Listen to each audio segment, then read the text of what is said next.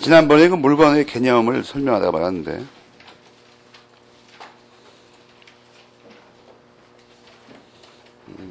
물건도 그 지난번에 주소와 마찬가지로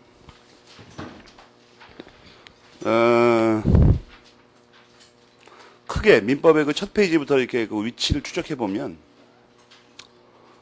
그 법률관계 일종이죠. 정확하게는 그거의 대상을 알아보는 겁니다.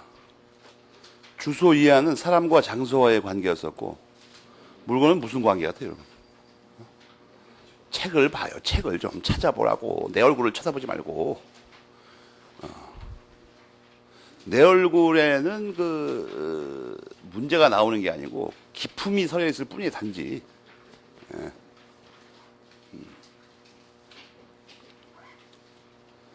사람과 재화의 관계의 일종이죠, 그러니까. 사람과 재화의 관계의 일종이라고. 알겠습니까? 사람과 재화의 관계 중에 한 분야를 다룹니다, 우리가. 제가 앞에 판택된 책에는 말이에요. 그러니까 엄밀하게 말하면 우리나라의 모든 법학은 지금 이제 판택된 책에 따르지 않아야 되는데 따르는 게 딱 한 가지가 경제법이라고 하는 거죠. 그것은 원래 그렇게 하면 안 되는데 우리는 또 경제법 하는 선생들이 다 독일 책을 뺏겨가지고 판택된 식으로 서술이 돼 있어, 이상하게. 근데 그걸 빼고는 다 판택된 책에 따르는데 이 장점이자 단점이 그겁니다. 뒤에 나와 있는 모든 그 테마가 앞에 그 기초적인 분야하고 연결되어 있다는 거예요. 그러니까 이걸 계속 반복하면 나중에 그 서론만 보면 됩니다. 서론만 보면. 그리고 책을 고를 때도 원래 서론이 잘 써 있는가를 보는 거예요, 그냥. 법학책, 우리나라 같은 데서는, 독일 법계에서는 어떤 책이 좋은 책이냐, 이런 걸 할 때. 그러니까 막 책을 딱 잡았는데 앞에 부분 보니까 시험에 안 나온다는 식으로 다 빼버린 거 있죠. 그것은 엉터리예요. 그것은 우리 법학책에 맞지 않는 책이라고. 그것은 사기에 가까운 거죠, 거의. 그러니까 뭐 주소 배우는데 뭐 법률관계하고 아무 관계가 없다고 생각된다. 물건 공부하는데 뭐 법률관계하고는 전혀 상관이 없는 것처럼 느껴진다. 서술한 태도가. 그 사기라니까? 그런 내용이 있을 수가 없는 거죠. 그런 엉터 같은 내용이. 그리고 뭐 테마를 설명하는데 역사적인 얘기가 하나도 없다. 뿌리도 없고 그냥. 갑자기 무슨 느닷없이 그런 걸 정원적 명제라고 한다고 그랬죠. 그렇다 그냥. 그거는 엉터리, 신문기사 비슷한 거죠. 그건 법학책이라고 할 수 없어요. 그런데 왜 요즘 젊은이들은 그 신문기사를 좋아하는가? 난 그게 궁금하다는 거예요. 그 경제가 황폐화되면 말이죠. 또 사람의 머리가 황폐화되고 이러면은 사교 집단들이 나타납니다. 갑자기. 그 다음에 덩달아 나타나는 것들이 뭐냐면 여러 가지 변화들이 나타나요. 예를 들어서 뭐 텔레비를 보면 교양 프로를 거의 안 봅니다. 뭐 개그 이런 거 있죠.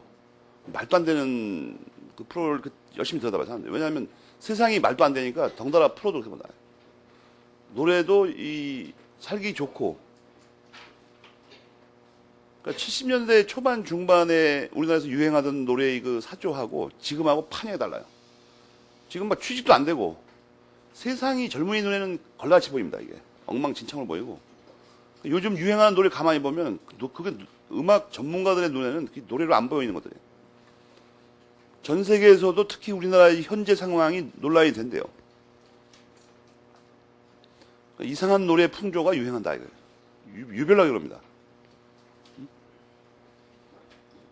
그러니까 이제 다른 데 거를 많이 봐야 되면서 그런 걸 자기 자신이 자기 자신 거를 평가하지 못해요. 내가 그 속에 몸담아 있기 때문에. 잠깐 벗어나 보면 압니다. 근데 각서라고 하여튼 사람과 재화의 관계에 관한 건데, 물건이 그거의 대상을 살펴보는 거다. 지난번에 외계의 일부일 것까지 배우는데 이 독립한 물건 있죠. 독립한 물건. 독립한 물건이라는 말을 자주 쓰는데 법학에서 이 독립성이라는 게 뭐냐. 무단 가출하는 거냐? 아니에요. 그건 결코 독립한 게 될 수가 없어요. 그럼 뭐냐? 독립한다. 여러분이 만약에 오해하면 안 되는데 여러분이 지금 아직 공부하는 학생들이 그러는데 나는 독립하고 싶다. 이게 정확하게 무슨 말인가 한번 생각해봐요. 가슴에 손을 대고. 내가 독립하고 싶다. 난 부모님으로부터 독립하고 싶다. 어떤 면이든 경제적이든 뭐 어떤 거든 간에 독립한다는 게 정확하게 무슨 뜻일까? 별개의 그 한 사람이 된다는 겁니다. 독립하지 못했다는 게 무슨 말이냐면 부모님의 어떤 경제적 영향력 내에 이렇게 포함되어 있다는 거예요. 사회적으로 독립해 있지 못하다는 건 뭡니까? 어떤 독립한 다른 거의 구성 부분을 포함돼서 그냥 아주 극단적으로 말하면 빌부터 산다는 얘기입니다. 뭔가요, 하여튼. 그게 사회적이든 경제적이든 정치적이든 상관없어요. 빌부터 산다. 그 사람, 빌부터 사는 사람은 우리가 저게 한 사람이다 이렇게 말을 하지 않습니다. 그냥 어떤 사람의 부분이지 저 사람이 한 사람이 안 되잖아요. 독립한이라는 게 결국 뭐냐면 사회에서는 조금씩 그 전 단계에서 완만한 뜻으로 사용하긴 하지만 법 밖에서는 명확하게 한계이다 이 말입니다. 독립했다. 한계이다. 다른 거에 붙어먹는 그 구성 부분이 아니고 한계이다 이런 얘기입니다. 알겠습니까? 그래서 맨 처음에 나오는 게 뭐예요? 하나의 이게 나오는데 자꾸만 반복하고 있죠. 170페이지 첫째 줄에도 독립한이 뭐예요? 독립한 즉 하나의 이 뜻입니다. 대한 독립 만세는 뭐예요? 대한민국이 일본의 그 속국으로 이렇게 붙어먹는 구성 부분이 아니고 독립한 한 개의 나라가 된다는 한 개의 나라. 옛날에는 어떻게 됐어요?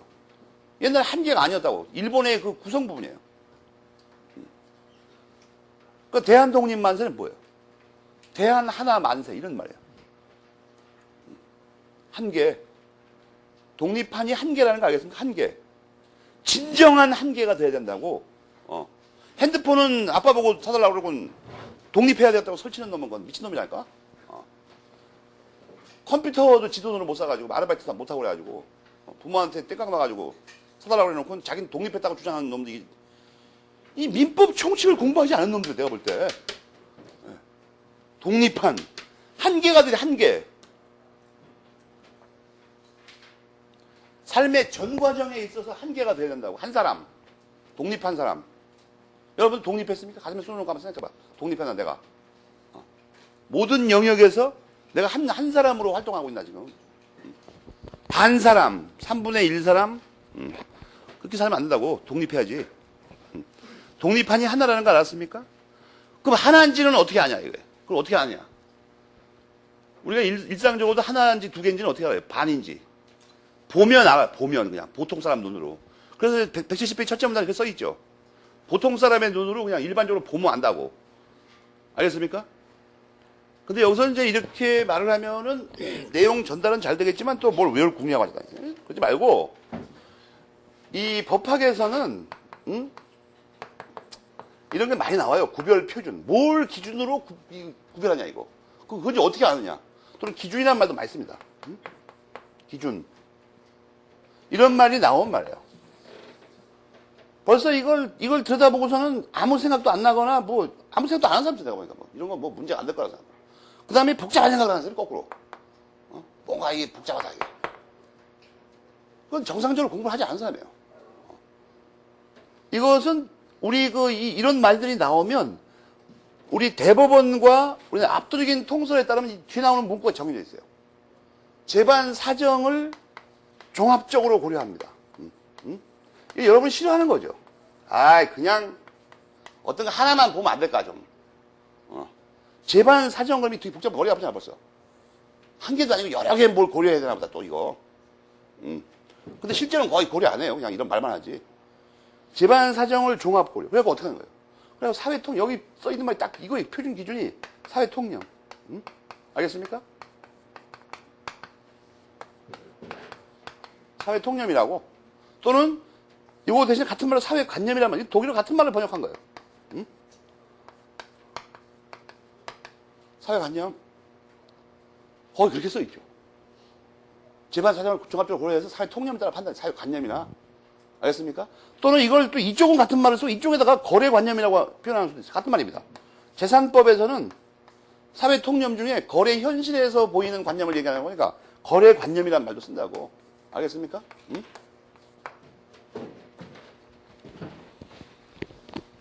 거기 그렇게 써있죠.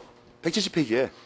그러니까 앞으로는 민법책에서 무슨 기준, 표준 이런 말 나오면 자기도 모르게 우선 사회통념, 사회관념, 거래관념 이런 게 떠오르면서 좀 더 떠오르면 재반 사정을 종합적으로 고려해요. 여러분이 이 집에 가서 그 에덱스 같은 걸 검색해 보면 판례에다가 임의 검색어에다가 표준이라고 때려보세요. 표준.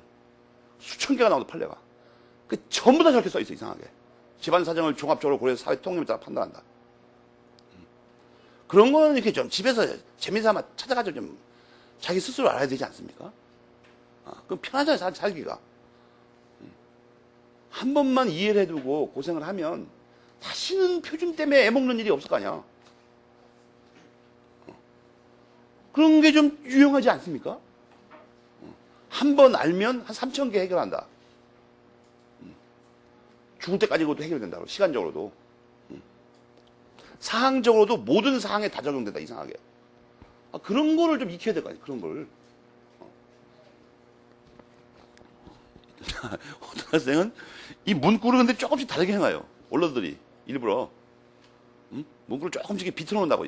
저 재반 사정하고 사회 통념 거래관념은 반드시 들어가는데 그 앞뒤 문장을 조금씩 바꿔 놓는다고. 그리고 그걸 따로따로 있는 줄 알고 그걸 별개로 다 외우는 사람들이 뚱만 내버릴까. 그래서 혼자 고민을 해요. 외우다가 이제 생각이 안 떠오르면 먼 산을 이렇게 바라보면서 초점도 없이 먼 산을 응시합니다. 그러면서 뭘 이렇게 떠올려요. 여러분, 대가리에서 안 나오는 게 먼 산을 쳐다보면 나옵니까, 갑자기? 눈을 지그시 감고? 졸음밖에 안 나와요, 그거. 그런 괴상한 행태를 보이지 말라고. 그 대화하다가 딱 보면 압니다. 대화하다가 자기 말을 자기가 하다가 혼자 갑자기 지 혼자 말이 막혀가지고 먼 산 바라보는 사람 있어요. 뭐 이렇게 눈살을 찌푸리고 뭐 짜는 듯이 머릿속에서 쥐어 짜는 듯이. 그게 왜 그러냐면 그 전문적인 학자들은 그런 사람이 하나도 없어요. 그런 사람이 없다고. 왜냐하면 평생을 공부하면서 그걸 해봤기 때문에 짠다고 안 나온다는 걸 알아요. 그러니까 빨리 솔직하게 얘기합니다. 지금 내가 뭘 생각하고 있다가 생각이 안 나가지고 지금 모르겠다고 지금. 근데 벌써 먼 산 바라보면서 눈살 찌푸리면서 뭘 머리를 짠 듯한 그런 괴상한 표정을 짓는 놈들은 사기꾼 아니면 얼마나 놈들, 남을 속이려고 하는 거죠, 지금. 괜히 민망하니까 짜는 듯한 표정을 보여줘가지고 위기를 모면하려고, 현장에서. 그런 사악한 심보를 버려야 됩니다. 사악한 심보를. 모르는 건 모르는 거예요, 그냥. 나는 그런 거 자주 보는데, 그 사람 보면 되게 웃겨요, 정말.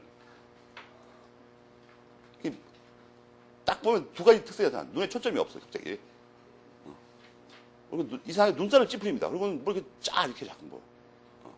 서글픈 얼굴을 하고서는. 간단하게 해결하면 되지 않습니까? 모르겠어요. 말하다가 자기 혼자 떠들다가 갑자기 모르겠어요, 이런 사람이 있다고. 이런 사람은 무서운 사람들입니다. 그 사람은 공부하는 사람들이에요, 그러니까. 근데 벌써 뭐, 되지도 않는 헛소리 삥삥하고 앉았다가 먼 산 바라보면서 뭐 눈살 찌푸리는 놈들, 이거 이런 놈들은 안 무서운 놈들, 이거. 날라 같은 놈들이거든, 전부 다 이거. 사기꾼 같은 놈들. 그러니까 모르겠어요. 미안합니다. 죄송합니다. 이런 걸 자주 하는 사람이 있죠, 주변에. 그 사람은 무서운 사람들입니다. 거기까지 이해가 됐습니까? 첫째 문단까지. 그래서 이제 독립하다는 게 하나인데, 그래갖고 이제 그 170페이지 두 번째 문단 보면, 하나의 물건으로 본다. 즉, 독립한 물건으로 본다는 게 어디서 이게 문제가 되냐. 거기 뭐라고 써있어요? 물권 관계에서 대단히 중요한 문제입니다. 그냥 중요한 문제가 아니고 대단히. 근데 이 말은 정확하게 말하면 물권법의 그 서론에 나오지만 물권법을 전체를 관통하는 특별히 법조문에 명시적으로 규정된 바가 없더라도 논리상 당연히 물권법 전체를 관통, 예외가 거의 없어요. 그러니까 영역상으로 예외가 없다고. 그것도 대단히 중요한 문제입니다. 물권법에 이게 초석이죠, 그러니까. 물권이라는 말 나오면 이게 나와야 됩니다. 여러분, 이게 물권법에서 얼마나 중요한 말이에요. 이게 물권법에서 그냥 중요하지 않고 대단히 중요하기 때문에 이게 물권 이렇게 써놓잖아요. 그리고 이 독립한이 뭐라고 그랬어요? 한계라니까, 한계. 물권에서 이게 얼마나 중요하냐면 맨 앞에다 붙이거나 맨 뒤에 안 붙이고 이걸 뜯어가지고 각각에다 붙여놓는다, 각각에다. 각각에다가. 알겠습니까? 그만큼 중요한 거죠, 저게. 물권 그 자체입니다. 물권의 속성이에요, 이것은. 그래서 그 밑에 보면 그런 말이 나오죠. 일물일권주의. 일물일권주의. 일물일권주의라는 말 보입니까? 물권 관계 그 자체라고, 이 하나라는 게. 하나자 들어가는 건 대부분 좋은 거죠. 그죠? 우리는 하나, 뭐 이런 거. 다 좋은 거 아니다. 그게 통일을 의미하든 남녀가 하나라는 말을 의미하든 다 중요한 겁니다. 그런데 이 일몰일권주의가 물론 원칙인데 그냥 논리적으로 생각해봐요. 뭐 외울 필요도 없이 일몰일권주의. 그런데 만약에 이게 원칙이라고 한다면 이제 그런 걸 또 알려줘야 돼요. 이런 걸 평생에 기억해야 됩니다. 어떤 책에서 이런 말이 보이잖아요? 그러면 이 내용을 암송하는데 시간을 허비하지 말라는 거예요. 그런다고 해서 기억에 남는 게 아니에요. 세상에는 너무나 많은 원칙이 있습니다. 법학에만 있는 것도 딴 데도 다 원칙이 아주 무지하게 많아요. 법학 내부에서도 한두 개가 아니라 수만 개 원칙이. 그러니까 이거가 중요한 게 아니라 이걸 또 외울 수가 없어요, 그리고. 이 밑에 이게 왜 원칙이 됐는가 하는 문제가 있어요. 이게 왜 원칙이 됐을까? 그럼 원칙이 된 그 근거라고요. 논리적 근거. 알겠습니까? 응? 근거. 그런데 이런 근거에 의해서 이런 원칙이 나왔으면 논리적으로 말이에요. 만약에 그렇다면 이 근거를 상실하게 되면 어떻게 되냐? 이 근거가 필요 없거나 근거를 상실하게 되면 어떻게 되냐는 거예요. 그러면 이 원칙을 인정할 필요가 없는 거죠. 이 원칙이 인정된 이유가 이것 때문에 인정된 거 아니야, 원래. 근데 이게 사라지거나 소멸돼 버리면 어떻게 됩니까? 이걸 인정할 필요가 없어요. 이거 대신에 이거 아닌 딴 걸 인정하는데 원칙 아닌 거 전부 다 예외죠. 원칙 아닌 거. 그러니까 이것 때문에 이게 됐는데 이게 만약에 상실하면 어떠냐? 그 상실되면 당연히 다른 걸 인정, 다른 거. 다른 거 모두는 원칙에 대비하면 다 예외입니다. 다. 알겠습니까? 그러니까 앞으로 법학책을 보다가 논리학 다 마찬가지다. 어떤 거든지. 그러니까 제대로 써 있는 책을 어떻게 고르냐?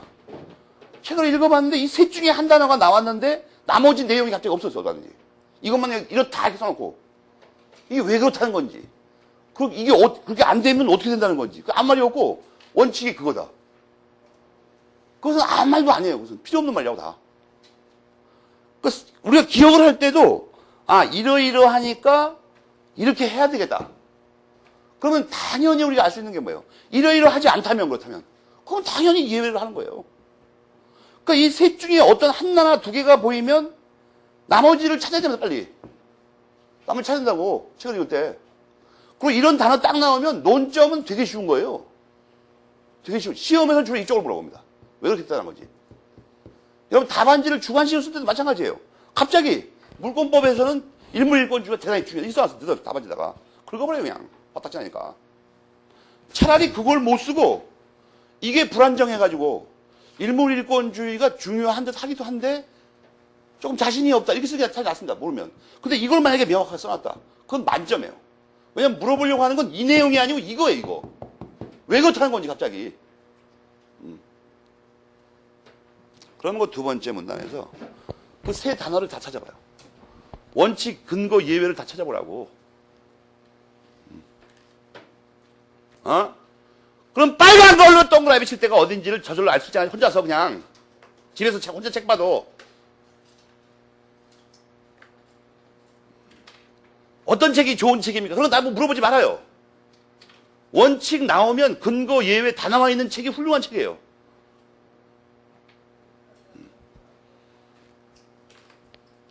알겠습니까? 그게 알고 읽으니까 되게 쉽잖아, 이게. 말 같고. 이래서 이렇게 됐었는데 필요 없으니까 예외가 있구나. 이게 보통 사람 대가리로 이해가 안 됩니까? 이게 IQ가 한 160 정도 돼야 됩니까?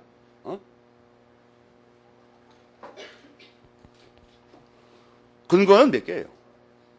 2개입니다. 그러니까 번호에 또 빨간 줄을 치는 거야. 2개구나.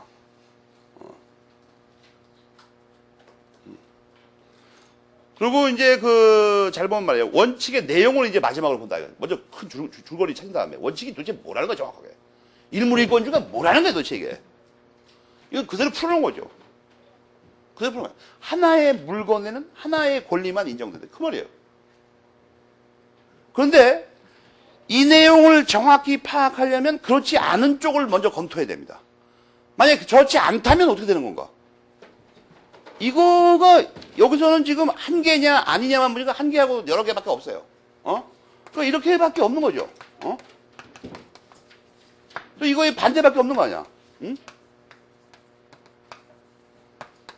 그렇잖아요.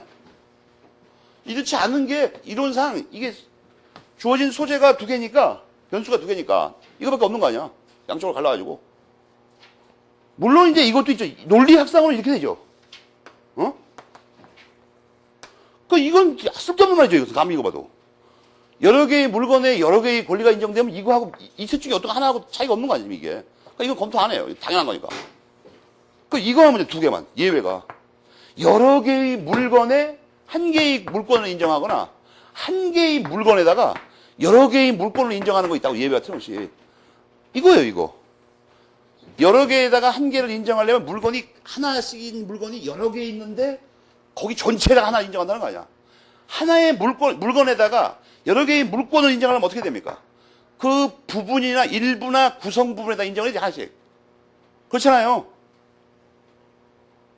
물건 한 개밖에 없는데 한 개에다가 여러 개의 권리 인정하려면 이걸 이렇게 쪼개서 여기다 하나 여기다 하나 여기다 하나 이렇게 하든가 아니면 구성 부분에다 하든가 둘 중에 하나 아니에요. 그죠? 그러면 거기 두 번째 문제는 세 줄까지 읽어볼 수 있잖아. 무슨 말인지.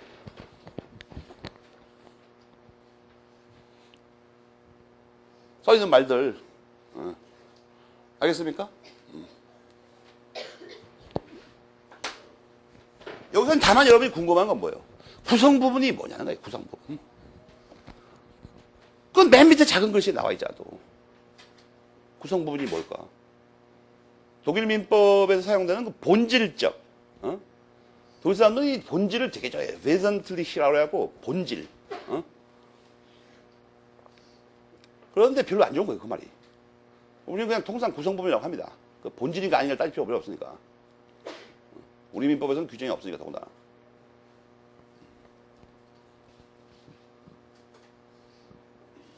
알겠죠? 그 다음에 거기 내용은 설명 안 해도 되겠죠? 당연한 얘기니까. 근데 예외가 인정된다면 어떻게 돼요? 여러 개의 물건에다가 하나를 인정하거나 하나의 물건에다가 여러 가지 인정한다는 거예요.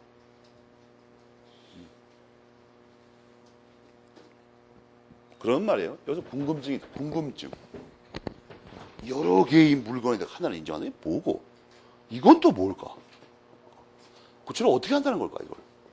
이게 또 예외가 있긴 있다고 그랬죠. 이렇게 하는 게 있긴 있어요, 또, 실제로도. 그럼 그걸 알아봐야 될 거 아닙니까? 어떻게 하면 그렇게 되는가? 밑에 102번 테마가 그거죠. 물건의 일부에다가 인정하는 경우가 뭐냐. 거기 첫째 문단에다가 번호 몇 개 찾아가지고 물건의 일부에다가 인정하는 게 뭐가 있나. 번호를 몇 개로 뭐가 있다는 건지. 거기 써있네, 거기 써있어. 응? 몇 개나 돼요? 두 개죠, 두 개. 항목상으로는 세 개가지만. 부동산의 일부는 용익 물권의 객체가 되며, 이 말을 뒤집어 놓으면, 용익 물권은 일부에도 설정할 수 있다, 이런 말입니다. 부동산 일부에다 설정할 수 있다. 그 다음에, 명인 방법이라는 관습법상의 공시방법을 갖추는데 이렇게 돼 있죠. 그렇게 할 수 있는 게 뭐예요? 미분리 천연 과실, 수목의 집단. 알겠습니까? 왜 이거는, 근데 여기는 두 개만 나왔지만 실제 더 많아요. 실제 더 많다고. 여기 있는 것 정도는 알고 있어야 됩니다. 시험에는 이 정도는 나오니까. 뭐가 그러냐. 두 가지가 있습니다. 일부에 설정할 수 있는 방법 두 가지. 명인 방법, 용익 물권. 알겠습니까? 그 다음에 이제 여러 개에다가 하나를 인정한다는 게 있다는 거예요, 이거. 여러 개에다가 하나. 민법에는 없어요. 근데 특별법에서 인정된다, 특별법에서. 알겠습니까? 특별법에서. 특별법 또는 관습법에서 인정된다고, 이게. 민법전 자체에는 없어요, 이게. 이렇게. 못하게 돼 있어요, 원래. 여러 개인데 하나의 물건의, 하나의 권리의 객체가 되는 여러 개의 물건의 그 뭉태기를 갖다가 우리가 집합물이라고 합니다. 그럼 오른쪽 페이지에 로마자 4번을 먼저 읽어요. 그러니까 원래 그걸 설명하려고 했던 거예요. 집합물을 설명하려니까 거기 첫 줄에 뭐가 나와요? 단일물, 합성물이 나온다고. 그래서 그 앞에 단일물, 합성물을 설명한 거예요. 원래 그걸 설명하려고 했던 게 아니고. 알겠습니까? 지금 일부나 구성 부분에 뭐가 어떻게 되는가 설명한 다음에 거꾸로 여러 개의 물건에다가 뭐 한 개의 물건을 설정하는 거 설명하려다 보니까 그게 집합물인데 그걸 설명하려다 보니까 단일물, 합성물이 삐졌던 거예요. 알겠습니까? 그러니까 집합물을 먼저 봐. 집합물을 먼저 봐. 그게 뭐예요? 여러 개의 물건에다가 한 개의 권리를 인정하는 거예요. 집합물 위에다가. 그 부분 끝에 보면 뭐라고 돼 있어요? 거긴 권리를 인정한다는 말 이렇게 표현하죠. 하나의 물건으로 다룬다. 하나의 물건으로 다루면 어떻게 돼요? 한 개의 물권이 설정돼요.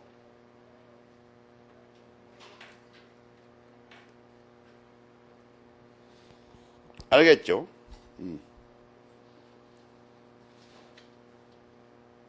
근데 집합물이 그러니까 단일물 여러 개거나 합성물 여러 개라죠. 합성물 여러 개. 그렇잖아요. 가만히 읽어보니까. 단일물 여러 개 아니면 합성물 여러 개라고.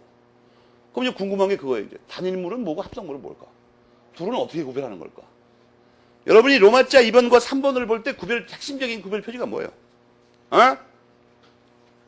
그 눈으로 보면 알아.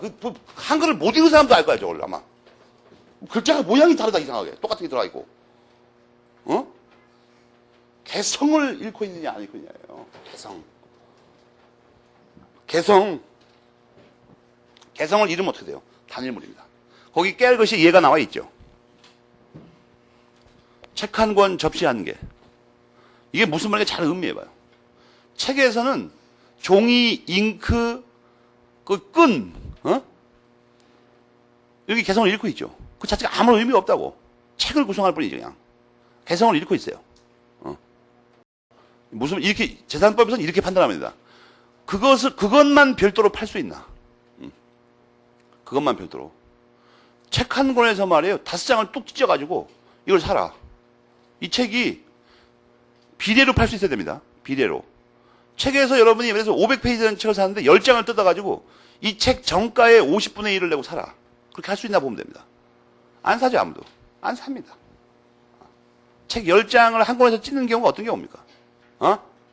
들판에 나가서 책 보고 앉았는데 화장실이 급할 때죠. 그때 알고는 이거 쓸데가 없다고, 별로.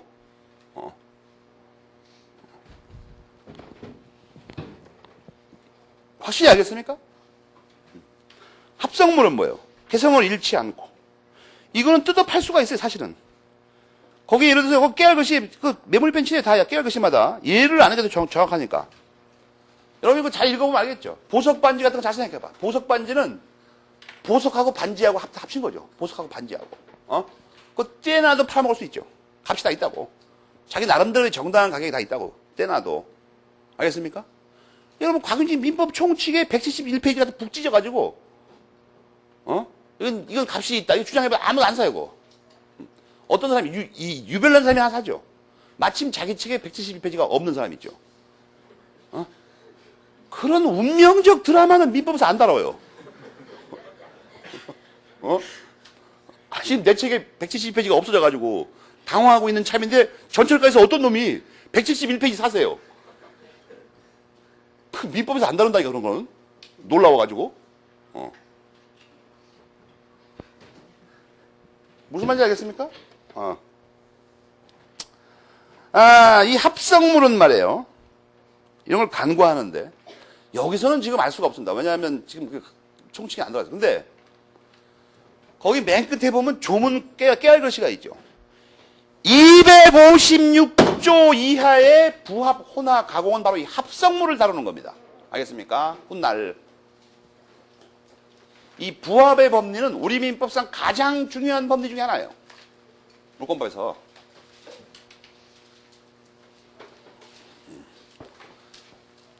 우리 민법 256조 이하는 바로 이 합성물에 대한 내용을 다루는 거라고.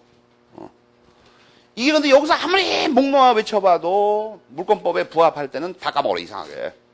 그리고 부합을 왜 공부하냐고 물어보면 몰라, 그냥. 그러니까 책에 있으니까 배우나 보다. 이게 합성물을 다루는 겁니다. 바로. 그래서 거기 그렇게 써놓은 거예요.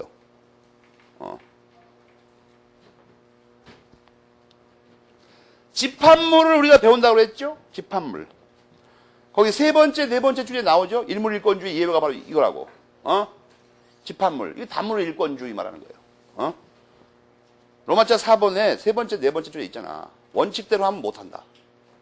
근데 가끔 하는 수가 있어요. 어디서? 특별법에서. 어떤 특별법? 깨알을 것이 나와 있잖아. 시험에 나와요, 그거. 정확하게. 공장저당법, 광업재단저당법. 이거 많아요.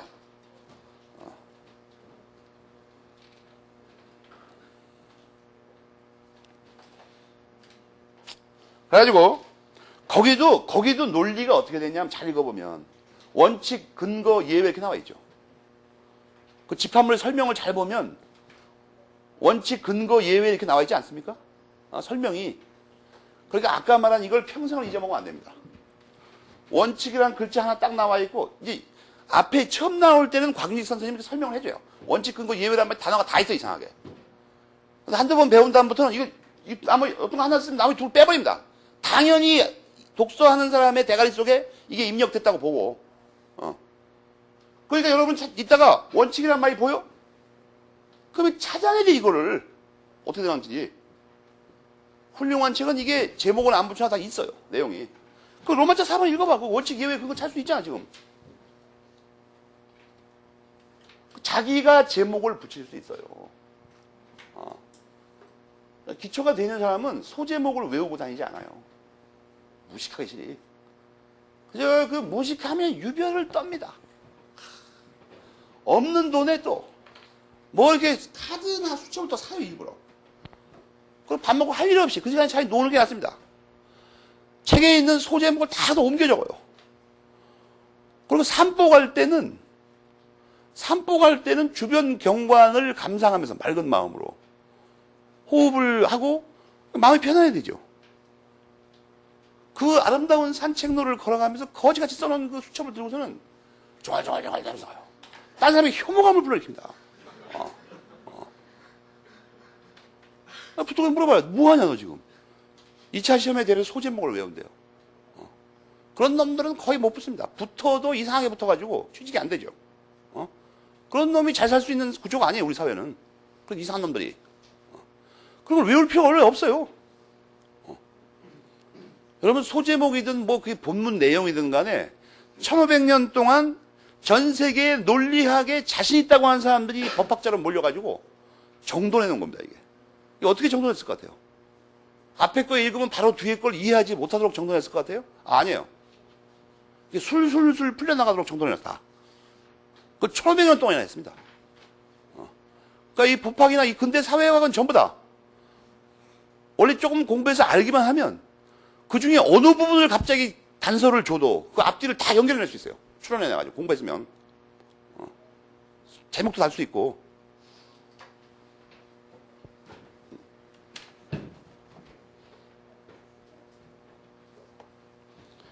그 살아있는 이해가 여기 있죠. 나 오늘 눈 뜨니까 12시 10분이에요. 그래갖고 뭐 화장실 가고 뭐 왔다 갔다 하고 밥 먹고 그러니까 1시 20분이야. 담배 피워야 되죠. 또 옆에 있는 강사가 수다 떨어야 되고.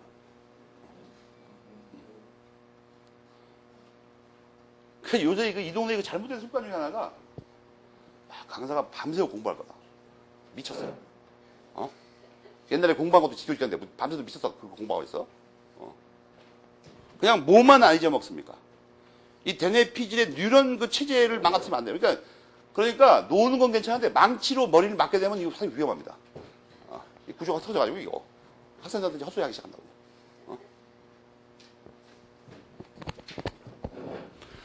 거기 그걸 알아두고 거기 딱 보면 말이에요. 특별법에서만 인정된다고 써있죠. 거기 맨 끝에 줄 별표하세요. 특별법이 없으면 안 돼요. 알겠습니까? 원칙에 어긋나는 데다가 이 경우는 특히 안 된다고 아예. 그 다음에 이제 재산의 개념이 나오는데 중요합니다, 물론. 그러나 이것은 여기서 통틀어서 배운다고 되는 게 아니고 집에서 나중에 복습을 하고 개별적으로 나오는 데마다 설명하겠습니다. 다만 결론만 알아두면 됩니다. 결론. 재산도 거기 얼핏 보면 재산이라는 건 총칭 개념입니다. 그래서 172페이지 위에서 두 번째, 세 번째 줄만 메모리 펜치래요. 요컨대 재산도 역시 뭡니까? 집합물과 마찬가지로 특별법이 없으면 안 됩니다. 알겠습니까? 여기 써 있잖아. 특별법이 없으면 안 돼요.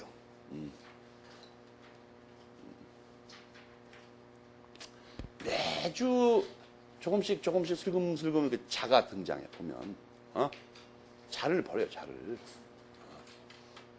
자가 자신만 망치는 게 아니고 국가를 망친다니까 지금. 자 산업이 망해야 됩니다. 자. 제가 알기로 전 세계 자 대고 줄 치는 나라가 여기밖에 없어요. 줄을 치기만 할 거라면 자에다가 눈금을 그릴 필요가 없죠. 그렇지 않습니까? 소재를 그리고 계속 어떤 게 다니까 그거에 튼튼한 재료를 만들면 자는 원래 거기 쓰는 게 아니에요. 길이를 재는 데 쓰는 거라고. 길이를. 그러니까 외국에는 자가 더럽게 비쌉니다. 여러분 로트링 회사에서 만든 자가 만년필 같은 거는 100만 원 이하가 거의 없어요. 근데 로트링 회사가 우리나라에 3번 시도했다가 망하고 안 들어와. 로트링 우리 대리점이 없다고 우리나라에는. 문방 교보 같은데 만년필은 팔고 있는데 로트링 자 같은 건 거의 안 들어와요. 이건 뭐 제도하는 거나 설계하는 놈들이 비싼 돈 주고 사옵니다. 워낙 좋으니까.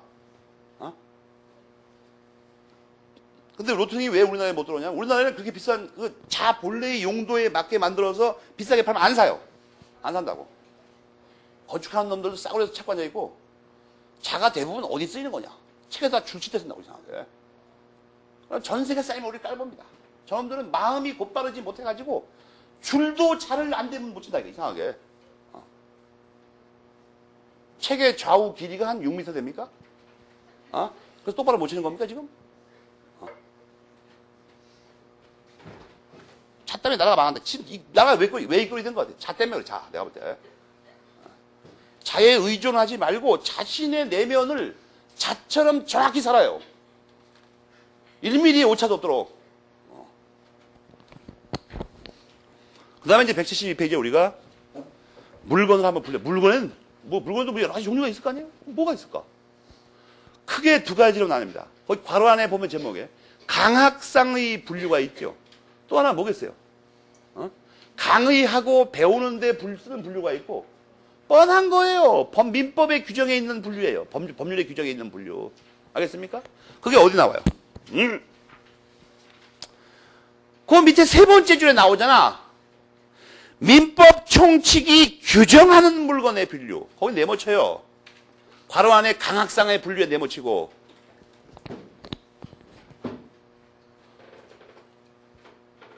제목에 강학상의 분류가 있고 민법 총칙이 규정하고 있는 분류가 있잖아.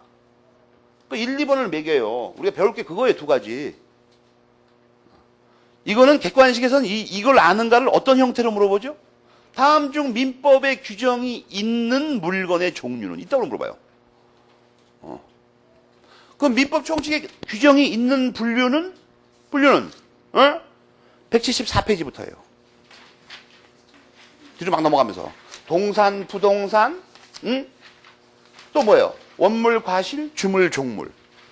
그럼 여러분이 법전을 봐야 될 거 아니야. 그런 게 과연 있을까? 99조부터.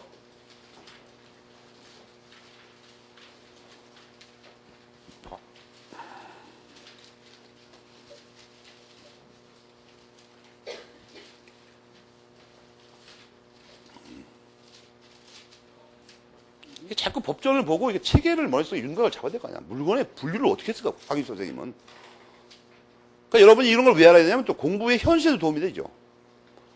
만약 시험을 보러 간다면 민법 총칙의 규정이 있는 분류는 총칙 법전의 규정이 있는 부분은 해석만 잘하면 되지 그걸 외울 필요가 없죠. 근데 만약에 앞에 게 시험 문제 나오면 어떻게 돼? 다 외워야 돼 이건 다. 법전이 안 나오니까 지금. 그렇잖아요. 그런 것도 이렇게 요령이죠. 어떤 학생이 예를 들어서 동산, 부동산이 중요하다. 동산, 부동산 막 듣다 외우곤 다른 거 안 외우고 있다가 갑자기 나오면 법전을 아무리 뒤져도 안 나온다. 그러니까 시험장용 법전을 보지 말라. 그 법전에 익숙하지 못해서 못 찾는 게 아니라 애당초 대가리에 잘못 임명이 되면 아무리 좋은 법전도 소용없어요. 아무리 좋은 법전. 법전은 어떤 거지 같은 법전, 큰 거든 작은 거 줘도 앞에 목차가 다 나와 있다. 그러니까 찾는데 시간 안 걸려요. 그 차이 나봐야. 그 여러분이 솔직히 말해서 가슴에 손을 얹고 한번 생각해봐. 공부하면서 법전을 뭐 얼마나 보는데. 그래서 얼마나 숙달해야 되는데. 여러분이 그래서 시험장에 가서 부동산 문제 딱 나오면 딱 잡고 폈더니 부동산이 나옵니까? 안 그래요, 내가 알기로. 그러니까 시간차가 얼마나 날 것 같아요. 어차피 계속 넘겨야 된다고 어딨나 이거. 그러니까 두꺼운 법전을 사요.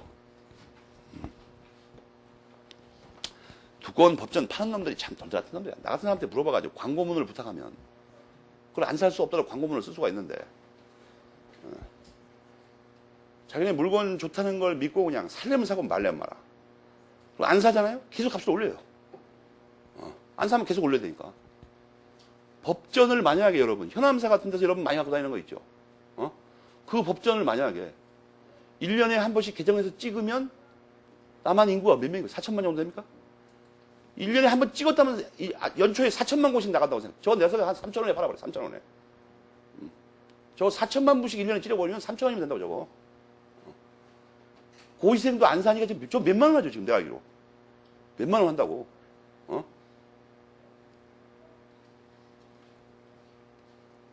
나도 평생에 법전을 안 산 사람이야. 나는 여러분하고 상황이 다릅니다. 나는 다르다고. 나는 법전을 주니까 안 산 거지 공부 안 하려고 안 산 게 아니라고. 그래서 이제 그걸 분류하는데 먼저 나오는 게 융통물, 불융통물입니다. 융통물, 불융통물. 여기서 또 확실히 알아야 되는 게 민법, 재산법에서 융통성이 있다. 이게 무슨 말이냐는 거 정확하게. 우리 일상생활에서 융통성이 있다는 게 뭡니까? 이빨이 없으면 잇몸으로 먹고 막 그런 거 말하는 거죠. 융통성이 있다. 그죠? 그렇지 않습니까? 근데 법학에서도 그냥 법학에서 거기 교과서에 법학에서는 뭐라고 써 있어요?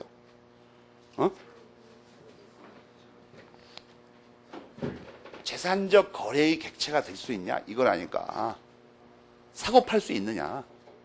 사고 팔 수 있느냐? 이런 거 여러분 쉽게 알 수 있죠. 여러분 서울에는 공원이 어디 있죠? 공원이 갑자기 떠오르지 않으세요 어디 뭐 서울 시내 공원이든 공원을 개인이 만들고 사고 팔 수 있습니까? 없어요. 여러분 저 관악구청이나 여기 신림구동 사무소를 개인이 팔아먹을 수 있습니까? 없어요. 사지도 못하고 팔지 못해요. 그죠? 그건 불용통물이에요. 그러니까 인천에 그 항만 그 배대는 시설이 있죠. 그 개인이 팔아먹을 수 있어요? 없어요. 없다고. 서울시청 여러분이 가다가 돈 떨어지면 팔아먹을 수 있습니까? 못 팔아먹어요. 사지도 못해 그러고 함부로. 그 불용통물이라고 그게 아무것도 아니고. 여러분 마약을 법적으로 만들어 사고 팔 수 있습니까? 못 팔아먹어요. 여러분 좋아하는 그 음란 포르노 불법 복제 CD는 실제로는 우리가 사고 팔지만 원래 못 팔아먹게 돼 있다고. 그 용산 그 지하도 입구에서 거기 그 공기 무지하게 나쁜 곳인데 거기 그 철길 밑인데 그 차 다니는 길이죠 또. 거기가 환기가 안 됩니다 거기. 근데 거기 지하도에 말이야. 벽에다 벽보를 대문짝을 요새 막 공기적으로 하지만 내가 처음에 가보니까. 그래서 단속원이 떴다 그러면 갑자기 다 뜯어가고 도망가 버린다. 그 CD 이름을 쫙 붙여놨어요. 요새 또 뭐 누출된 이 무슨 현의 누드씬 이래가지고 또 대문짝만 써놨어. 특가 20% 할인이라고 18,000원. 그 18,000원이 어떻게 해서 20% 할인하면 18,000원이나 뭐다. 그 다음에 뭐 예전에 한번 보니까 또 무슨 영의 누드씬. 몰래 빠진 거? 뭐 이렇게 써놓고는 2만원. 오늘 구입하시는 분께는 박 누구와 누구의 뭘 준다고 또. 그래서 보니까 막 애들이 줄 서 있어. 나는 맨 처음에 무슨지 모르고 가다가 사람들이 보니까 줄을 서 있는 거야. 보니까 이상하게. 그 줄을 추적해서 가봤어. 이거 어디까지 가는 거야? 근데 이거 불법복제 CD 파는 아저씨 옆에 서 있어, 이사. 그래서 뭔가 하고 자세히 들어봤더니 대문짝만 써놨어. 빨간 매직펜으로. 거기 가면 날마다 메뉴가 바뀝니다. 또 뭐 어느 날 가니까 방 누구의 뭐라고 오늘 사시는 분께는 뭘 드림. 그리고 또 내가 또 그 컴퓨터 사이트에 들어가 보니까 그런 거 다루는 사이트에 들어가 보니까 거기서 사왔는데 공짜로 준다는 누구 거를 받았는데 그게 아무것도 안 나와요. 그리고 사기꾼이다 이런 거 나와요. 그런 것이 불융통물입니다. 불융통물. 알겠습니까? 불융통물. 그런데 이것은 어떻게 일일이 공부를 하냐는 문제가 있어요. 거기 보면은 공용물, 공공용물, 금제물 이렇게 나오죠. 그래서 공용물, 공공용물을 어떻게 하냐 이거예요. 어떻게 하냐. 또 그에 관련된 건 뭐냐. 보충교재 188페이지를 보면 국유재산법 제4조 5조를 써놨죠 아예.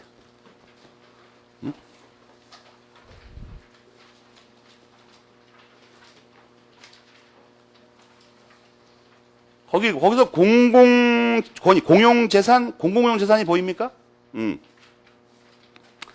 그걸 설명해 놓은 겁니다, 그걸. 민법을 바꿔가지고. 그런데, 그 학생들이 가끔 내가 물어보니까 혼동하는 게 뭐냐면 한자를 안 배워가지고. 이게 구별이 안 된다는 거야, 이거. 가끔 헛갈린다는 거야, 이게.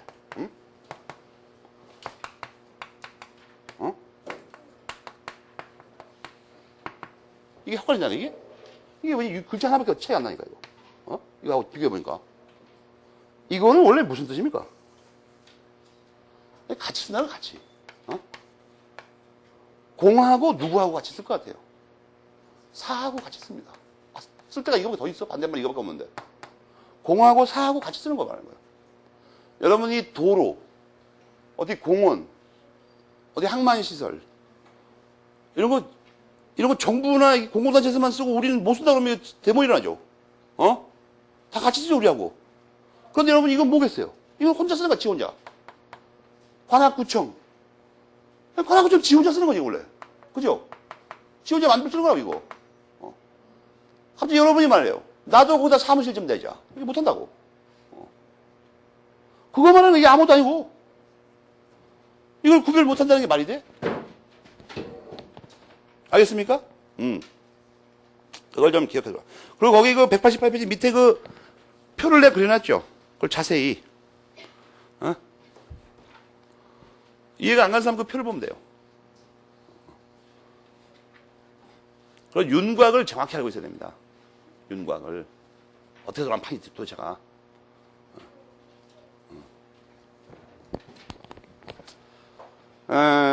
그리고 그게 이제 그 189페이지 동그라미 6번까지 자세히 설명을 해놨어요. 필요한 말들을. 거기 있는 말들은 다 시험에 나오는 말입니다. 교과서의 거보다 그게 더 이해하기 좋을 겁니다, 여러분. 그 다음에 두 번째 가분물, 불가분물이 나옵니다. 이건 문자 그대로입니다. 쪼갤 수 있냐, 없냐. 예컨대 이러는 거예요. 거기 예도 나오지만, 소를 돈이 모자라서 둘이 함께 샀어요. 두 사람이 소 한 마리 샀다고. 옆집에 사는 사람끼리 돈을 모아가지고. 그게 말이에요. 나중에 집에 가서, 야, 반씩 냈으니까 반씩 잘라갖고 가자. 그럼 원래의 용도에 어긋나죠. 그렇잖아요. 그걸 고기로 먹으려고 샀다면 괜찮지만, 소를 가지고, 황소를 사가지고, 봄철에 논이나 밭을 가려고 샀다면, 그 용도에 반 자르면 안 되는 거 아니야, 이게. 소를 반 자르면 어떻게 됩니까? 옆으로 반 자르면 소가 서 있지를 못하죠.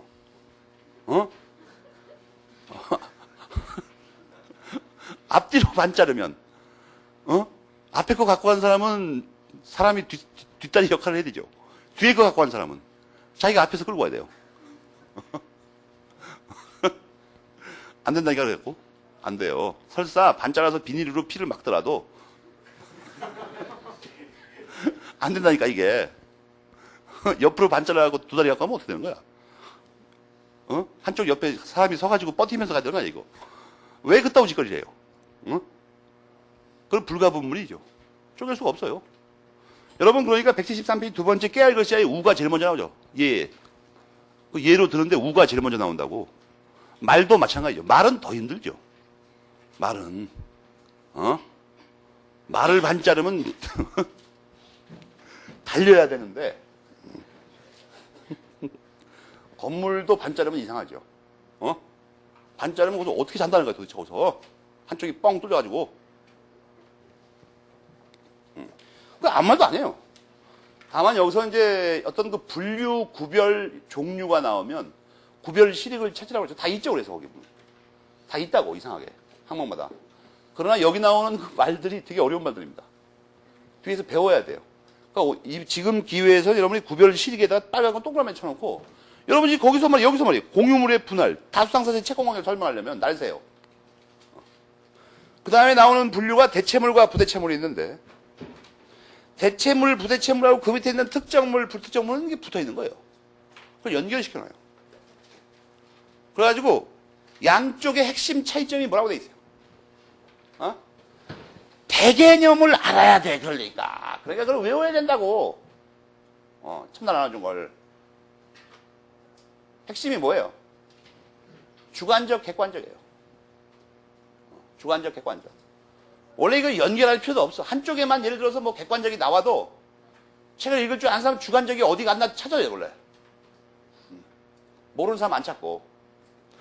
평가 기준이 주관, 객관 아니에요. 그 밑에 로마자 4번에다 숨겨놨죠, 곽인 선생님. 이상하게. 봐. 객관적, 주관적.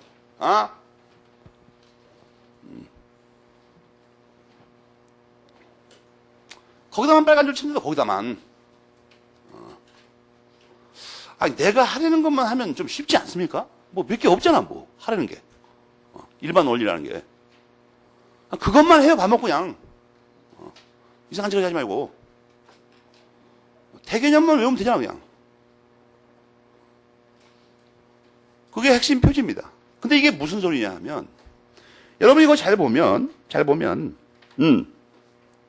대체물, 부대체물은 말이에요. 대체물, 부대체물.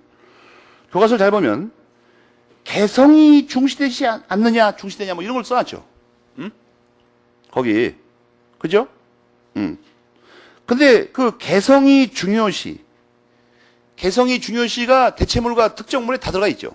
거기를 우선 녹색으로 네모를 치란 말이에요. 양쪽 위아래를 다. 첫 줄들에 다 나오잖아. 대체물, 부대체물에도 개성 중요시가 나오고 거기를 네모를 쳐요, 일단.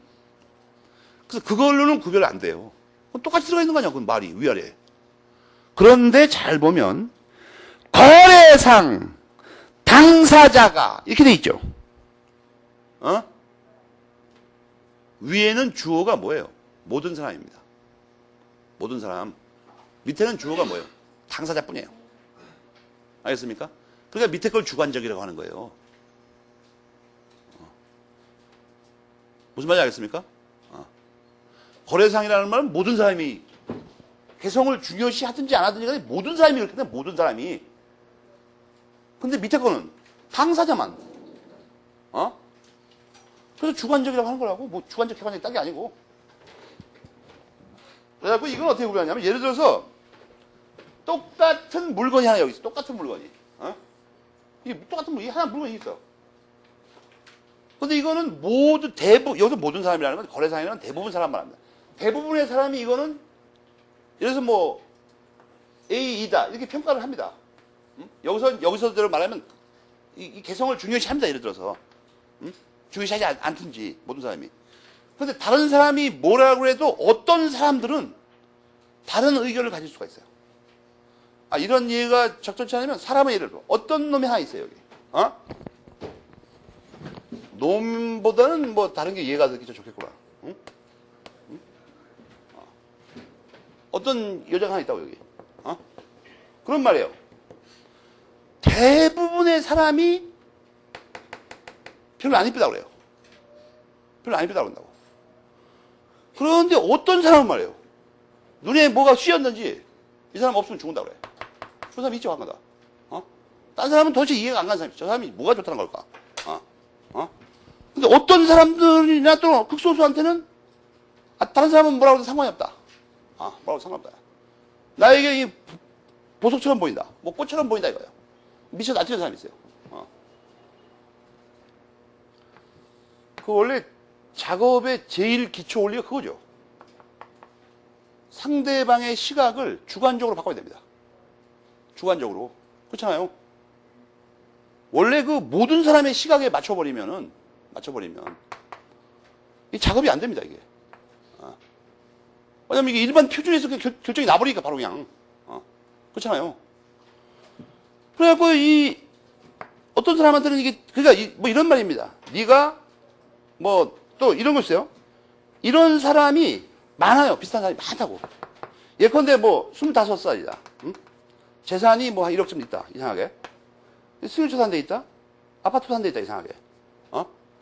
그리고 뭐 알랑들렁하고 로버트 기어인가 뭐 뭔가를 합쳐놓고 갔어. 이게 비슷한 놈이 하나 있다고, 이런 놈이. 이런 놈이 많다고, 사실은. 전 세계에. 그런데 그 수많은 사람 중에서도 나한테는 너만 이상하게 좋다. 이렇게 하는 걸 특정이라고 그래. 주관적으로 개성을 중요시하는 거죠. 주관적으로. 객관적으로는 이런 놈들이 많기 때문에 한 20만 명 정도 되면 전 세계 인구 중에. 이게 뭐 특이한 놈이 아니라고, 이게. 근데 어떤 사람한테는 나한테는 온 우주에서 너뿐이다. 이렇게 생각하는 놈이 있다고, 이게. 무슨 말인지 이해가 됩니까? 그러니까 여기서 부대체물이다. 이거는 이런 게 많지 않다, 이런 얘기입니다. 그런데 이런 사람이 많아도 특정했다는 말은 뭐냐면 그래도 나한테는 너뿐이다. 이렇게 하는 거예요. 알겠어요? 그래갖고 위아래 읽어봐요. 대비해서. 거래상 또는 세상에는 그런 게 많지 않은 거를 부대체적이라고 합니다. 부대체적. 그런데 특정은 그게 아니에요.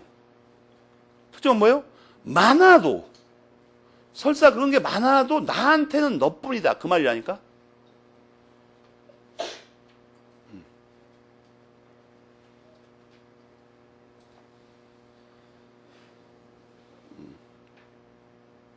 그래서 이걸 보통 이렇게 표현합니다. 법적으로 이걸 완화해가지고, 이 세상에 너 하나뿐이다. 이걸 특정한다고 그래요. 알겠습니까? 이 세상에 너 하나뿐이다. 무슨 말인지 알겠습니까? 그 앞으로 말이에요. 작업을 할 때에도 용어를 민법틱하게 바꾸라고. 알겠습니까? 사람들 많은 데서 나는 너를 사랑해. 이렇게 말하면 이상하잖아. 나는 너를 특정하고파. 그렇지, 바꾸라고. 다른 사람이 뭐, 이거 민법 공부 안 하는 사람 못 알아듣죠. 그러나 그 상황을 봐가면서 해야 되죠. 상황을 봐가면서. 법학 강의실에서 그러면 안 된다고, 이게. 속보이니까. 나는 너를 특정하고파. 이렇게 말했는데, 이 여학생이 말해요. 나에겐 너는 대체물에 불과해. 짜증난다니까, 이거? 무지하지 않습니까, 이거? 뭐 그렇게 어렵지 않죠. 역시 구별실익은 나중에 배우려고 전부 채권법에 나오는 것들이죠. 정확하게 하더라고. 또 하나 조심할 건, 지금 설명 다 드렸는데, 그 로마자 4번의 5번째 줄 오른쪽 있죠. 특정물과 여긴 불대체물이라고 써놨어, 또. 특정물과 불대체물, 불특정물과 대체물은 대체로는 일치하지 않는데 언제나 일치하지 않습니다. 알겠습니까? 거기를 빨간 걸로 명을 펜칠하라고. 별표 3개 하고. 여기서 언제나 일치하지 않는 이유가 뭐예요? 하나는 기준이 객관적이고 하나는 주관적입니다.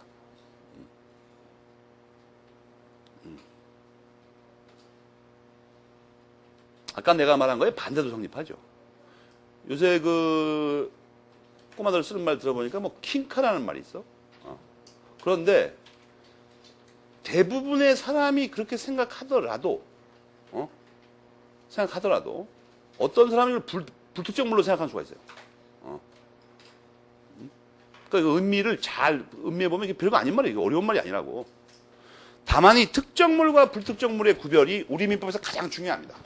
가장 중요하다. 원래 여기 나와 있는 이 설명들은 저거 설명하려고 한 거예요. 원래 특정물과. 왜 저걸 설명하려고 하냐면 여러분이 집에 가서 물권법하고 그 채권 총론을 앞에 서론 부분을 잘 살펴보면 물권법에서 다루는 물건이 무엇이어야 한다. 이게 딱 나와 있습니다. 제일 먼저.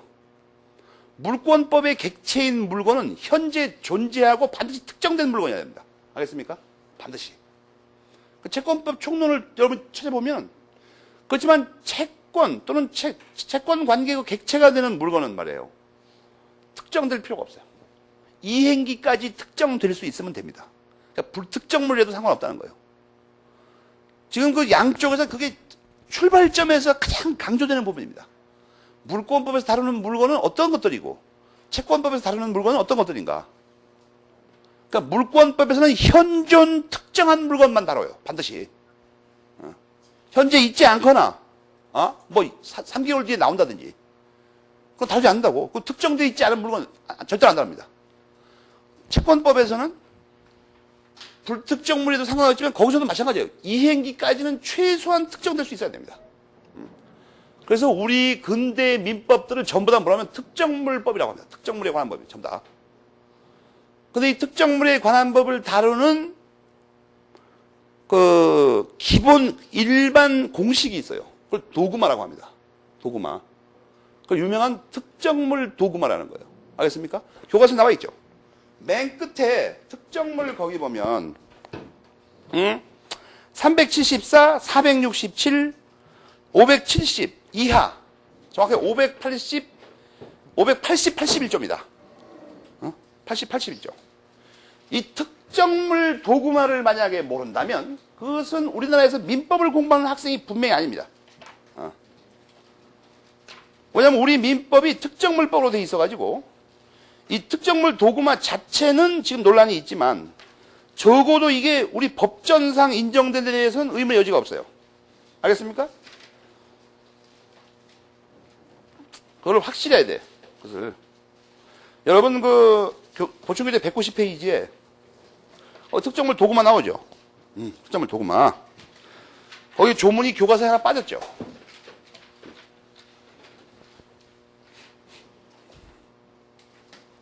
(462조) 들어가 있다고. 그래서 이 네 조문을 풀어서 알려줄게. 풀어서 법전을 싹싹 찾아봐요. 실제로 이행할 때까지 실제로 이행할 때까지 이행기의 현상대로 물건을 보존하다가 그 법전들을 네 가지를 외워야 됩니다. 특정물 도구마. 그러다가 그러니까 이런 거예요. 실제로 건네줄 때, 여러분 374조에는 성관주의 의무가 나와 있죠. 실제로 이행할 때까지 선량한 관리자의 주임으로 보존하다가 그 다음에 또 봐봐요. 이행기의 현상대로 이행하면 완전한 이행이 됩니다. 그러면 특정물은 채권 성립 당시 그 물건이 있던 장소에서 이행하게 돼 있죠. 462, 467을 빨리빨리 찾아봐요.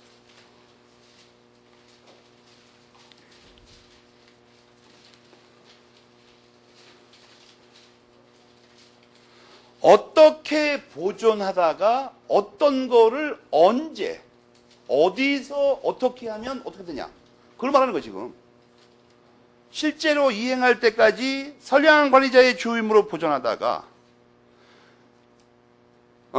채권 성립 당시에 그 물건이 있던 장소에서 이행할 때 이행기의 현상대로 인도하면 완전한 이행이 됩니다. 그래서 그렇게 되면은 담보 책임을 지지 않는다 이거예요. 근데 왜 이 마지막 거는 582조 1조를 보면 종류물 또는 불특정물의 경우에는 그렇게 해도 완전한 것이 안 돼가지고 하자 없는 물건을 청구할 수 있는데 특정물에는 그게 없어요. 580조에는 581조하고 비교하면 없는 게 그거 아니에요. 하자 없는 물건을 청구할 수 없다고. 완전한 물건을 청구할 수 없다는 뜻입니다. 그러니까 이 특정물의 경우는 불완전하게 해도 다 끝났다는 거예요. 지금 좀 어렵더라도 채권법에 나오니까 어렵죠, 당연히.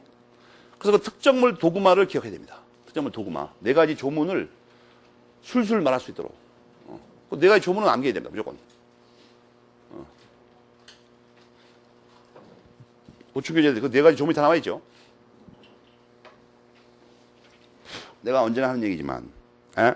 여러분의 기억을 돕기 위해서. 진짜 실화예요, 실화. 내가 대학원에서 강의할 때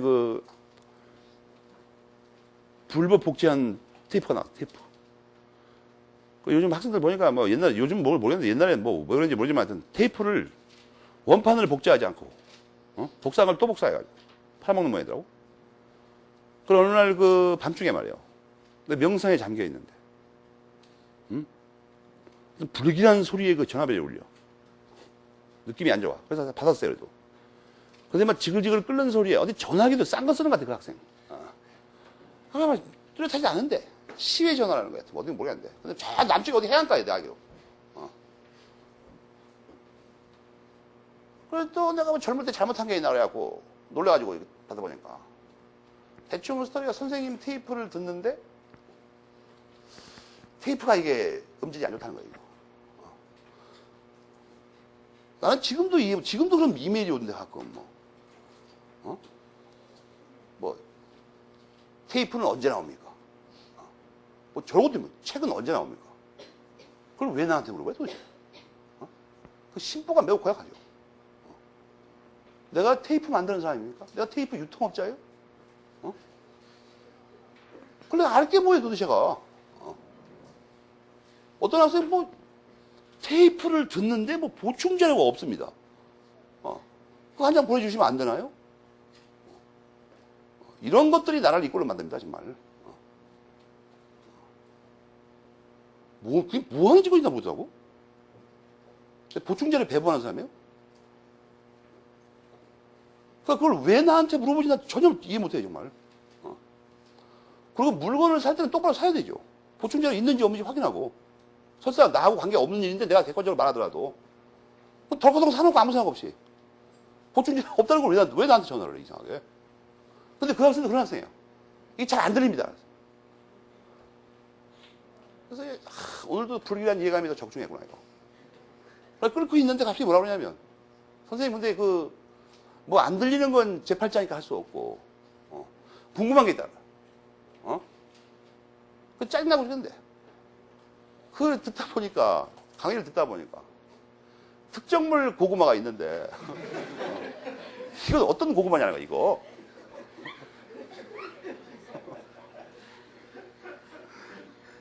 아니, 불량 복제 때문에 사람이 죽겠다고 하지만, 이거. 이거 황당무계해가지고 내가. 설명이 안 되죠, 잘. 그래서 시간 나면 올라오라고. 그래서 여기다 써놓은 겁니다. 보충제에다가. 혹시 또 그것을 또 할까봐. 근데 그 이후로는 그런 소리 안 하더구만, 이상하게. 그 불복제 테이프 많을 텐데. 정말 인생이 짜증납니다, 정말. 그게 언어 분석 학파에서는 옛날에 분석이 끝났어요. 사람이 선입견을 가지고 집중을 하지 않고 테이프나 강의를 듣게 되면 원래 가지고 있던 선제 개념에다 모든 것을 뚜렷하게 맞춰버립니다. 그 학생이 알고 있는 인식의 지평 한계 내에서는 구마가 들어가는 건 고구마밖에 없는 거예요. 그러니까 그냥 자기는 그냥 단정을 내린 거야 그냥 거기서. 보나마나 이건 고구마다 이거.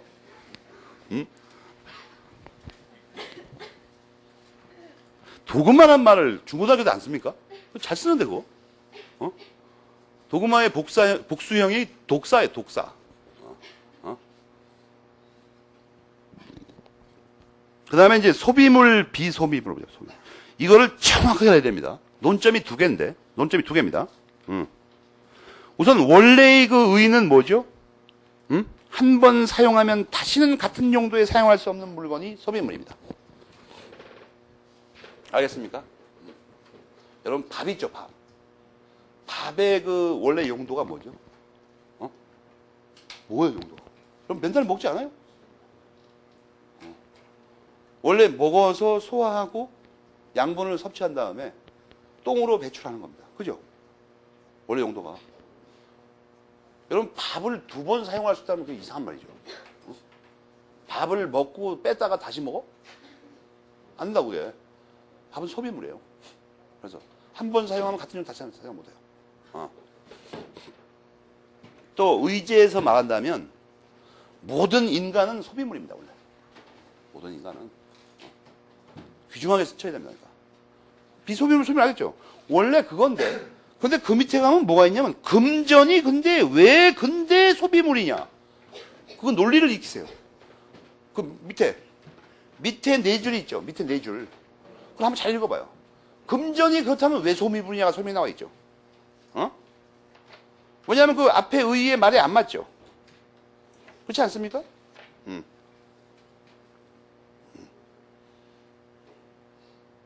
앞에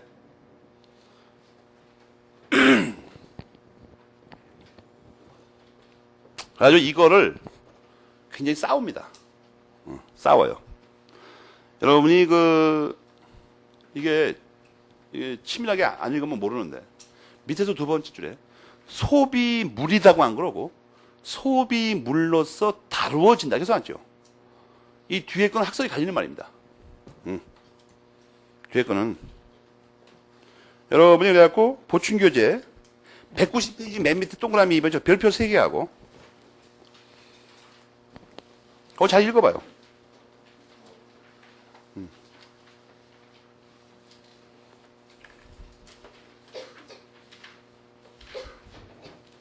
학설이 대립하고 있어요, 이제.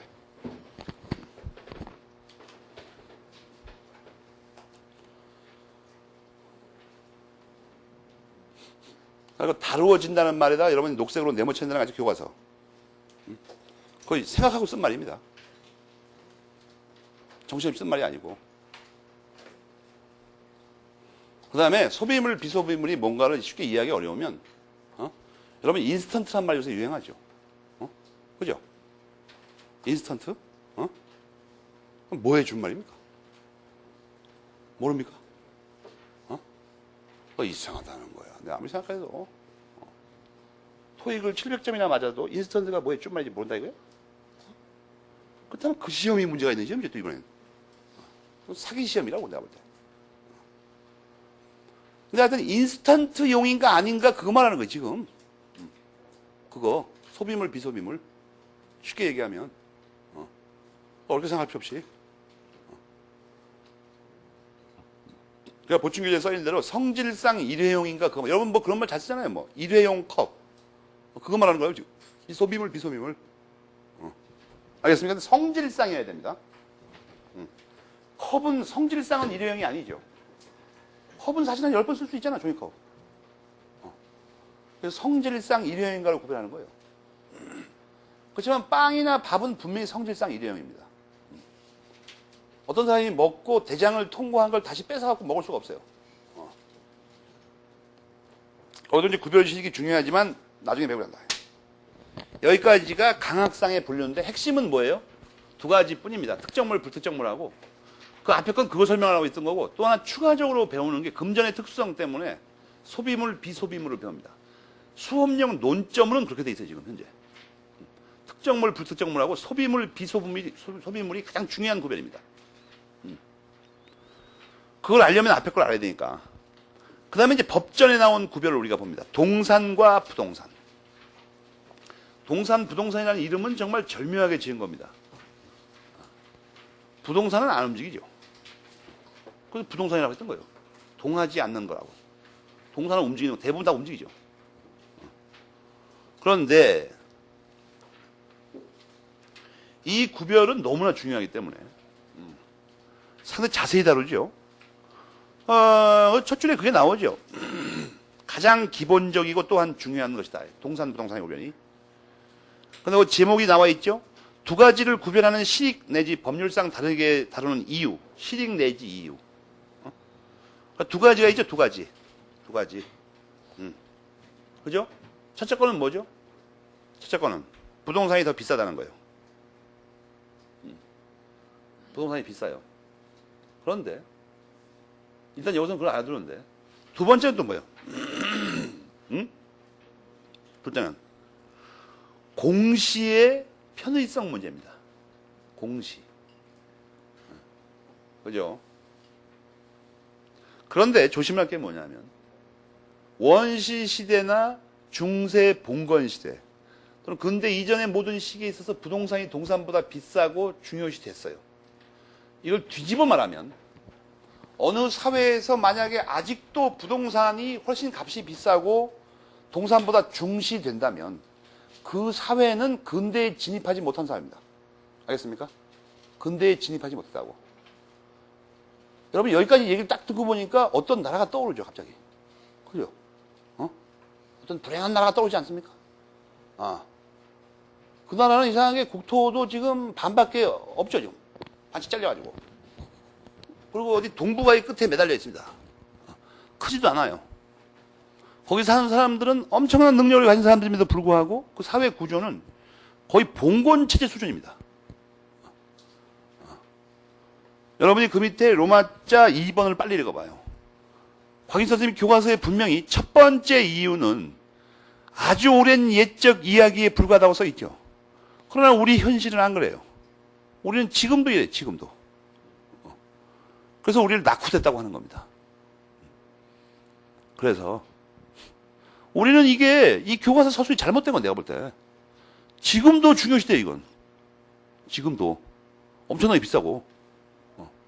지금 보통 우리 사회의 평균적인 젊은이가 대학을 졸업하고 예를 들어서 취직한 젊은이가 뭐 땅을 한 2,000평 살려고 그러면 쓸만한 곳에다가 불가능합니다. 불가능하다고.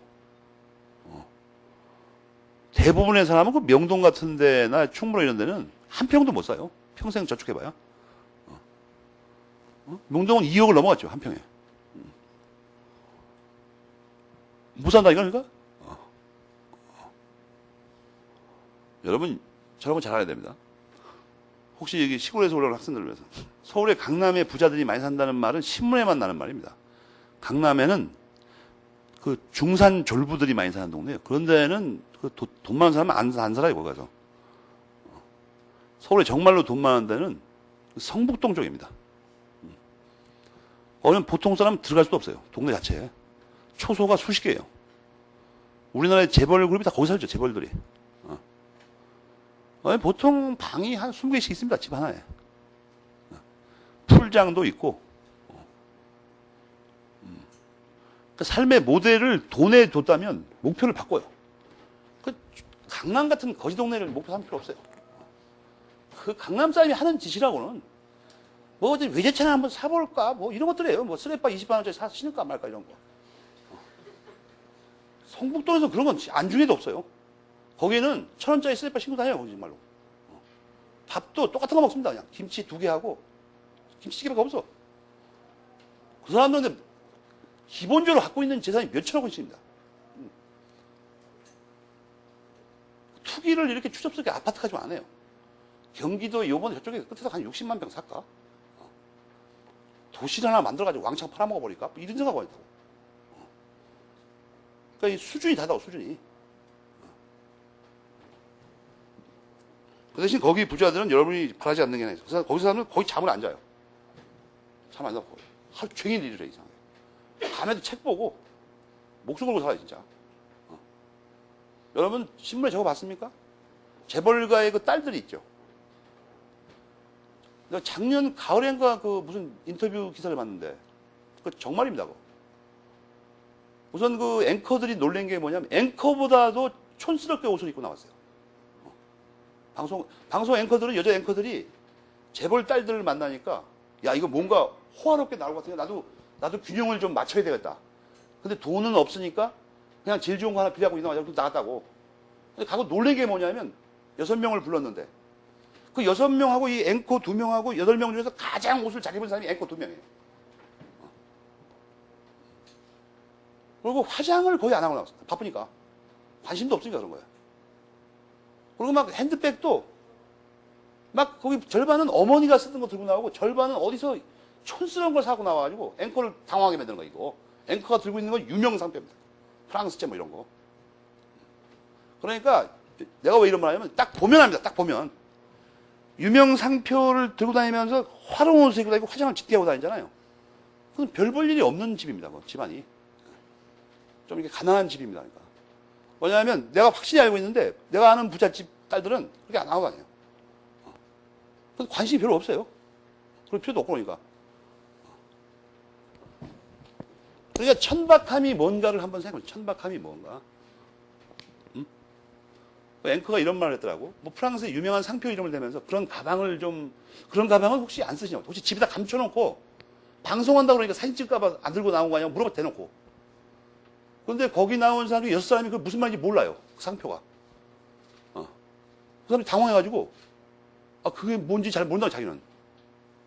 그 핸드백 상표인지도 잘 모르고.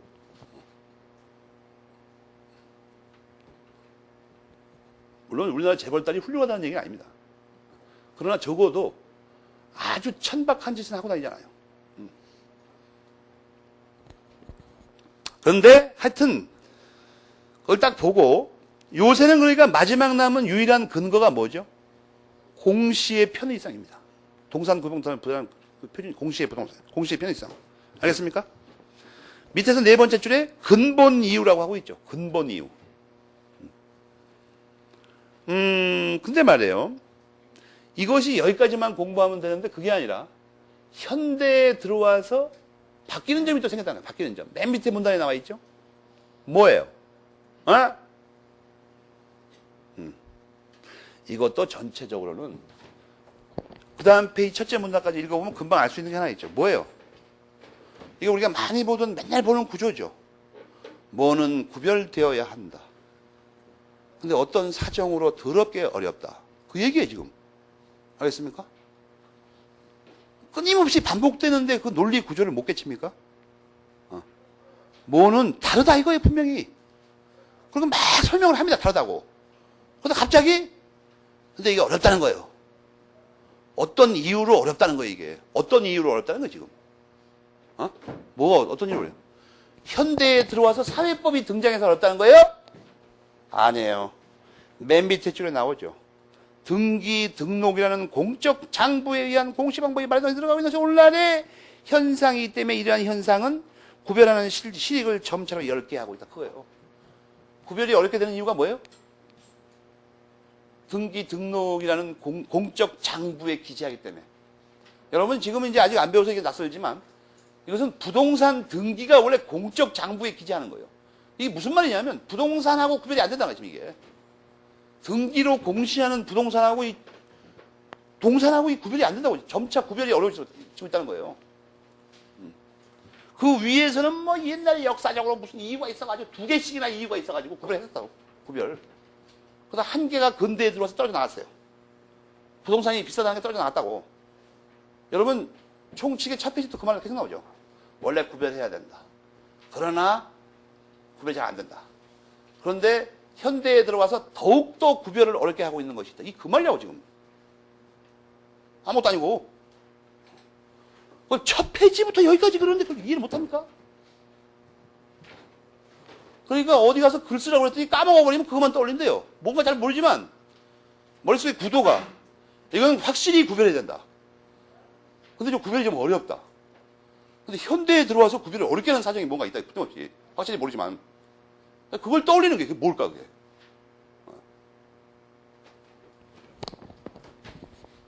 곽윤식 선생님한테 좀 안 된 말이지만 곽윤식 선생님 책이 훌륭하긴 한데 곽윤식 선생님이 훌륭해서 훌륭한 책을 썼냐? 아니에요. 법학 논리가 간단해서 훌륭한 책을 쓴 거예요. 법학 논리가 간단해서. 그리고 115페이지 메뉴에 뭐 여러 가지 뭐 등기 등록에 관한 설명이 나오는데 물권법에 너무나 자세히 나오니까 지금 알 필요 없습니다. 지금 그 기본 논리 구조만 익히세요. 옛날엔 2가지나 구별 이유가 있었다. 하나가 떨어져 나갔다. 근데 현대에 들어와서 뭔가 어려운 일이 생겼다. 거기까지만 하면 됩니다. 거기까지만. 그럼 이제 부동산부터 살펴봅니다. 부동산. 부동산은 뭐냐? 그건 법조문에 나와 있어요. 99조 1항을 우리가 살펴봅시다. 부동산이 뭘까?